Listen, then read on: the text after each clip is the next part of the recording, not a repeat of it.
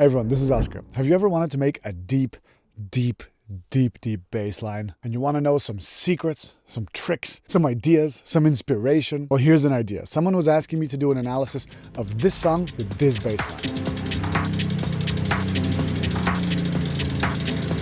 Let's free your inhibitions.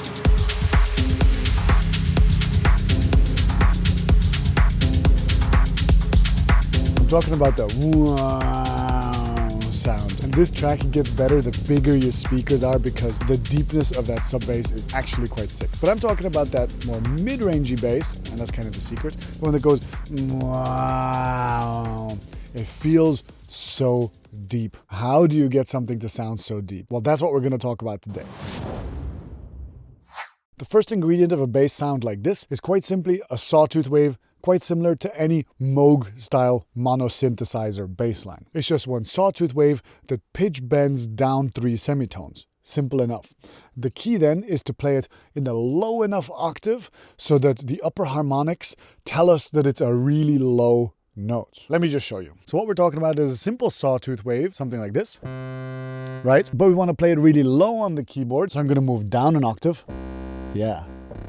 Ooh, even deeper. Crazy. The deeper you go, the lower the fundamental frequency is, but also how close the harmonics are in the upper frequencies. That's going to become relevant later. What we're first going to do is we're going to pitch bend this down 3 semitones. So it goes. There we go. I just moved it to the other side so you can see me go. And then move this down.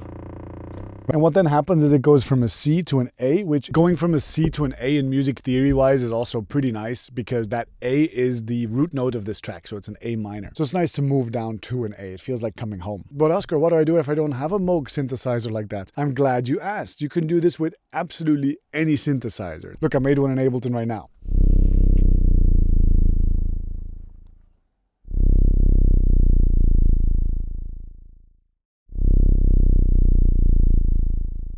And while this is wonderful, the lowest frequency of this is really, really deep. Look at that spectrum analyzer, it's at like 30 hertz. That's going to be tough because the main energy of your track is probably going to be carried by a kick drum around 50 hertz, something like that. And there might be a rumble or a bass line down there as well. So what a track like this would do is it would design its bass rumble in the lows, right? And then create this bass line on top and literally just chop off all the low frequencies. I'd chop off everything below 120. And in itself, that's going to sound thin, right? It's like, it doesn't sound as good, obviously. But you need to put underneath a big, thick, low end. Now suddenly the whole track is kind of warm. And we're tricked into thinking that that bass line is really low. Add in a bunch of other elements.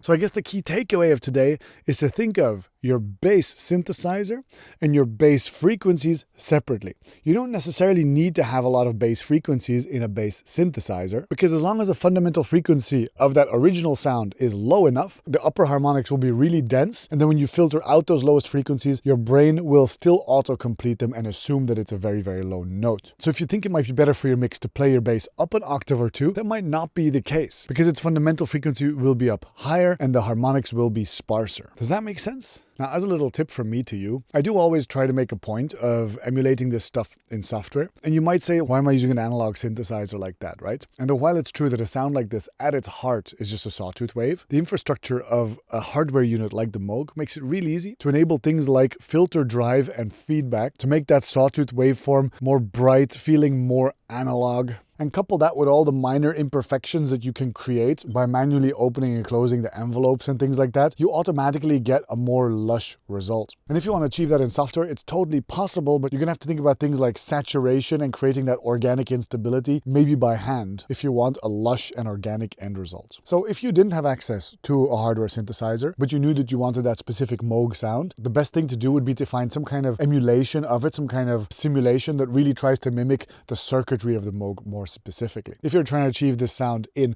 some kind of versatile, very digital synth, it's also absolutely possible, but sometimes if you want an iconic sound, it's just better to either go to the original piece of gear or to the emulation of the original piece of gear. Those were some thoughts from my side. Hope you enjoyed it. If you're a beginner and you're trying to learn to get oriented a little bit in the basics, maybe follow my Foundations of Electronic Music course. Leave a comment to show me some love. Subscribe to the channel. Why not? Come show us on the Discord channel what you did with this. And until next time, stay producing, be good to each other,